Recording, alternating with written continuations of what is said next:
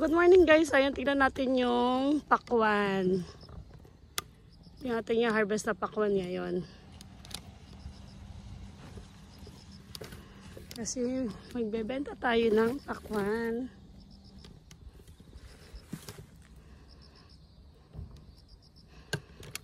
Ayan, harvest tayo ngayon ng pakwan guys.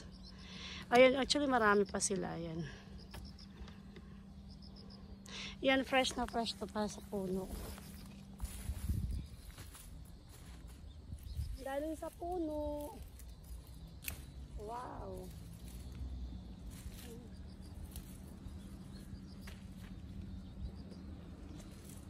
Ayan, fresh na fresh siya talaga guys. Ayan.